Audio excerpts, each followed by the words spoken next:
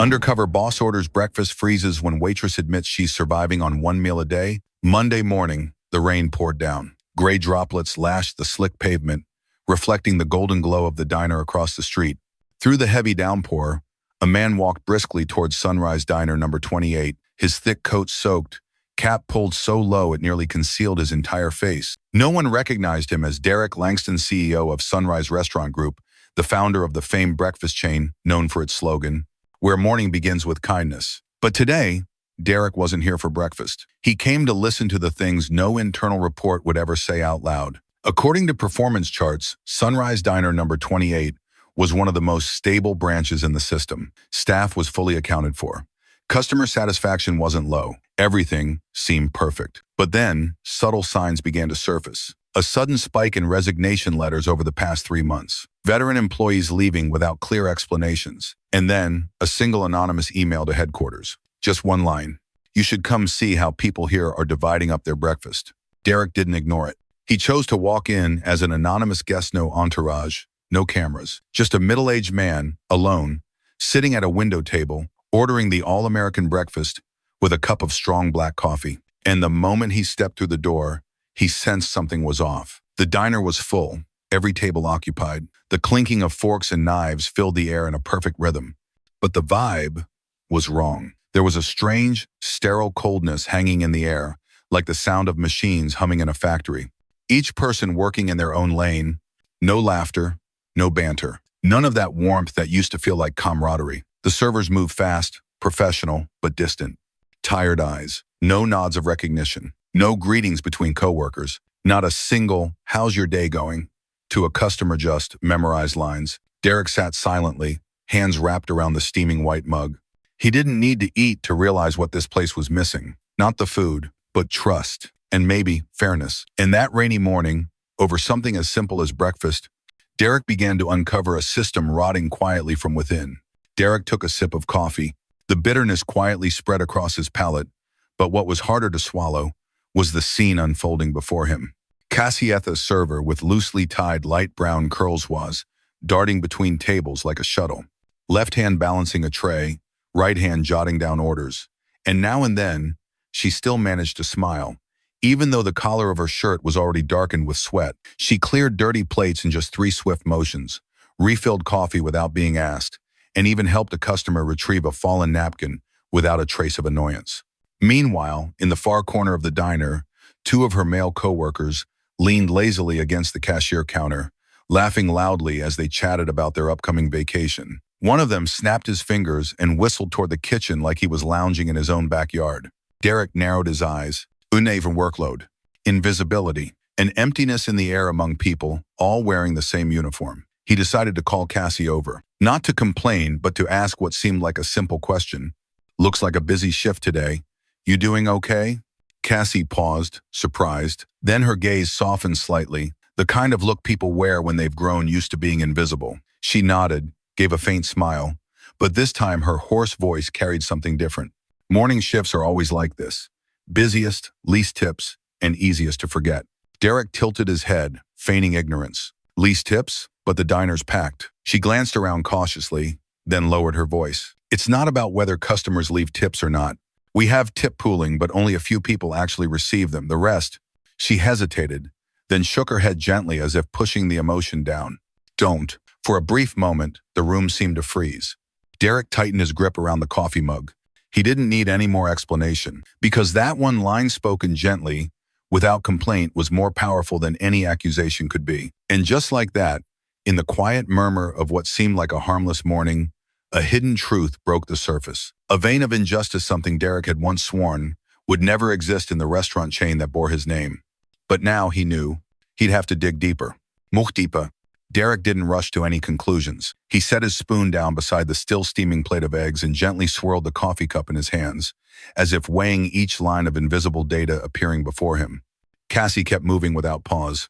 In worn-out shoes, she glided between tables like someone playing a rapid melodeon only she knew the notes to. 12 tables. Each one had orders. Each one needed coffee refills. And yet Cassie maneuvered through it all with calm composure, as if this chaos were her norm. Meanwhile, Her two male coworkers, a blonde guy with tattoos and another chewing gum behind glasses each, handled exactly 4 tables. They were so relaxed they even had time to argue whether to hit the beach or go hiking this weekend. Derek kept watching every payment interaction. What caught his attention wasn't who was serving the tables, but who operated the POS terminal. Every time a customer paid with a card, one of the 2 men stepped up to handle it. Cassie would step back silently, watching them work. She never intervened, never reacted, as if that was some unspoken rule. Soon after, Derek signaled for dessert and offered to pay by card. When one of the men approached with the POS device, Derek asked casually, "Oh, why didn't the young woman help me with this earlier?" The man shrugged and smirked. "Ah, she doesn't have access to the system. Only we handle payments." And Derek nodded, but inside, he knew. He had just found the thread. Later that afternoon, in a private car parked just a few blocks from the branch, Derek made a call to the head of internal IT. "Pull the POS logs for diner number 28. I want all card-based tip transactions over the last 6 weeks. Specifically, I want to know who processed them and where the money went." 15 minutes later, the technician called back. His voice was hesitant. "Derek, that system's been modified." "Modified?" "A manually installed internal patch. It includes a line of code that hides digital tips under $15 and auto-assigns them to the user ID R. Langford." Derek fell silent. R. Langford, Ryan Langford, the nephew of Doug, the current manager of diner number 28. What about Cassie? No posit, no recorded tips. Her transactions are completely blank. A chill crept down Derek's spine. What Cassie said that morning, only a few people actually received the tips, was no longer just a feeling. It was a system. A deliberate manipulation. A scheme built to turn honest labor into empty numbers. And worst of all, it existed right inside Sunrise, the very place he once believed was built on fairness. Derek gripped his phone tightly. In the reflection of the rearview mirror, something was flickering in his eyes. It wasn't just a flash of momentary anger. It was a choice. To expose everything and rebuild it all from the ground up. Starting with tomorrow's dawn, Derek sat in silence inside the car, its windows fogged up from the rain. His hand still clutched the phone, screen glowing. Outside, the downpour had stopped, but the streets were still slick with water, just like his mind in that moment, eerily calm, ready to erupt with just the slightest shift. He scrolled back to the POS system records. The numbers displayed clearly cold and undeniable, like evidence in a courtroom. Customer transaction, $17.8. Card tip, $3.5. Processed by ID R. Langford, server, not recorded. That last line hit him hardest. Not recorded. Cassie had not been acknowledged. No name, no ID, as if she didn't exist. And yet, she was the one who brought the water, carried the food, wiped the tables, changed napkins, and smiled even as sweat soaked the back of her shirt. Meanwhile, the one who received the tip, Ryan, had stood comfortably at the counter, playing music on his phone, occasionally walking a few steps to the POS system just to claim his cut. Derek continued scrolling. Over the past 6 weeks, there were more than 700 transactions with recorded digital tips, 99% of them funneled into a single ID. And in the access hierarchy of the system, only 3 people had permission to authorize and install that patch: Doug, Ryan, and Derek himself. But he had never authorized anything like this, which meant someone had exploited system-level access under his name. Doug, very man he had personally recruited into the regional management program last year. The man who once wrote on his application form, "I believe fairness begins at the breakfast table." Now, that very breakfast table had been flipped over, and it was up to Derek, no matter the costo, set it right again. Derek dialed another number this time, a top-level internal contact. "Julia, I need an emergency audit. Bring in HR. Be at branch 28 by 7 a.m. tomorrow." "What's going on?" "There is something big, and we're not letting it pass like another cold cup of coffee." Ending the call, Derek exhaled a long, steady breath. He leaned back in his seat, staring into the fogged-up glass, reflecting his own face. That face, weathered, firm now, carried a heavy weight, the kind that comes not from betrayal by competitors, but by someone he had trusted.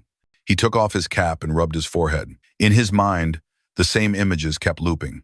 Cassie stepping back as her coworker took the POS device. Cassie not questioning it, not resisting, just continuing her shift as if silence was part of the job description. A message pinged on his phone. Cassie just took her 13th table. No reaction, no break. It was from the covert field monitor Derek had assigned earlier. He typed back, "Keep close watch. Make sure she's in tomorrow's meeting. Then he issued one final order. Shut down all POS system access at Branch 28, effective immediately. The command was sent. The gears were locking in place. A system that had been rigged so seamlessly was now starting to crack. Tomorrow morning wouldn't just be a new day. It would be a reckoning. In a final bow, no one, especially those surviving on a single meal a day, should have to endure this another moment longer. Friday morning, the skies cleared unexpectedly after days of unrelenting rain. But the real storm had only just begun inside Sunrise Diner number 28. A black SUV bearing the corporate license plate of the headquarters pulled up to the front door at 6:59 a.m. The door opened and Derek Langston stepped out. Gone was the man in the simple baseball cap from earlier that week. In his place stood the CEO everyone had heard of, but none had ever seen here. Behind him came Julia from HR, the technical supervisor for the POS system, and two internal audit representatives. No warnings, no memos. Everything had been kept tightly under wraps until this very moment. Inside the diner, everyone froze when the owner appeared. The clinking of plates stopped. Doug, the branch manager, stepped out from the back office, his face still holding a thin veneer of false confidence. Mr. Langston, what a surprise. Derek didn't shake his hand. He looked directly at him. Yes, a surprise.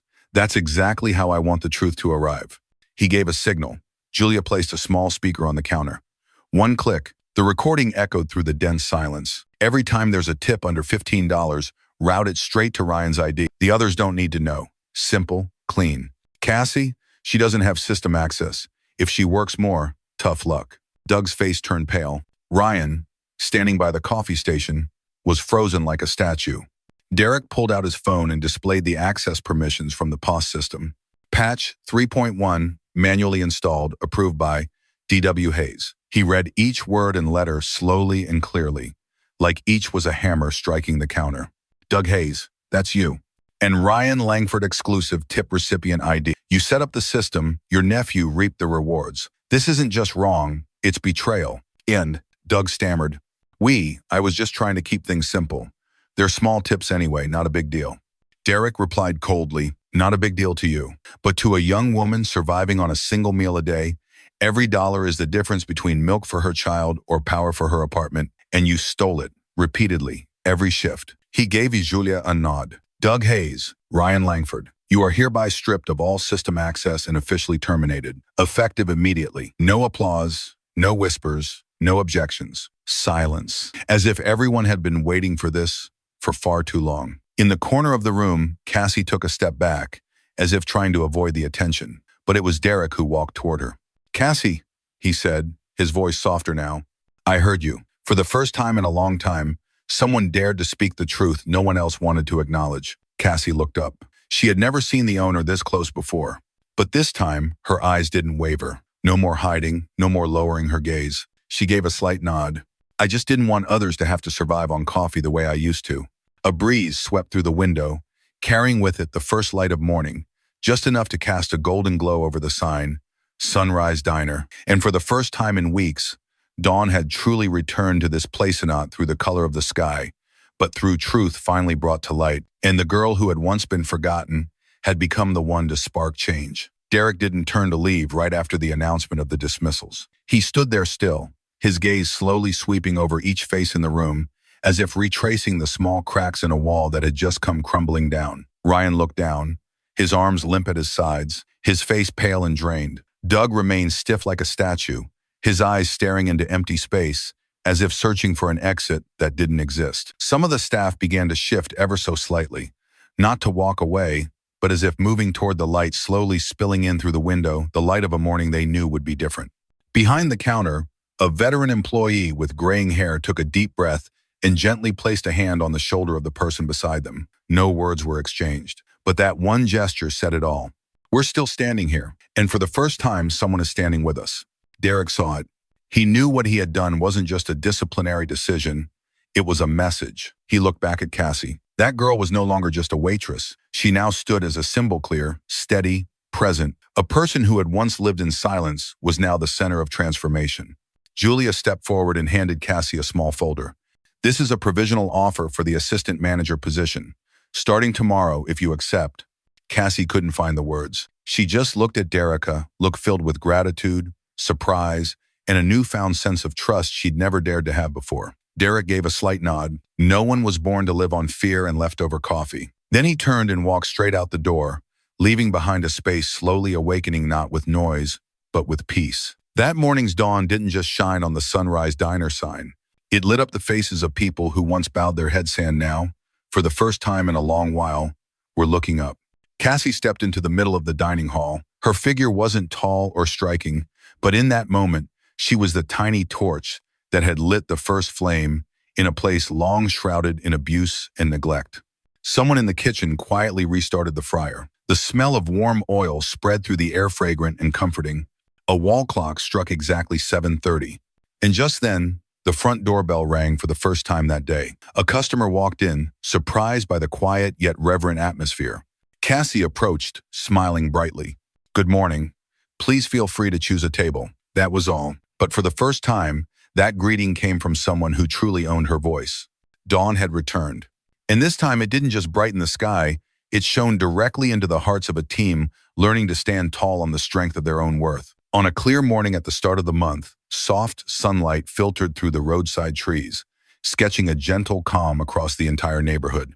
Derek's car stopped across from Sunrise, diner number 28. No rain, no baseball cap, no these guys. Just him, Derek Langston, CEO of Sunrise Restaurant Group, stepping out of the vehicle with a calm yet grounded presence.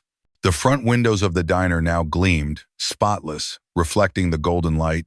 In the left corner stood a small digital sign that read, "Tip sharing policy, transparent and fair. All tips are clearly, fairly, and openly distributed to all staff." Derek smiled, not at the sign but at the air behind it. It was different now from the last time he had set foot there. Bright, steady, light, yet not careless. The soft laughter, the casual calling of order sit, was no longer hurried but calm, deliberate. Cassie appeared from behind the counterlight-colored shirt, hair neatly tied back, a brand new name badge gleaming on her chest. General Manager, Cassie Moore. She stepped forward, her smile lighting up the room the moment she saw him. "Good morning, Mr. Langston," she said clearly, calmly, with eyes no longer darkened by fatigue, but shining with the strength of someone who had once fallen and climbed all the way back.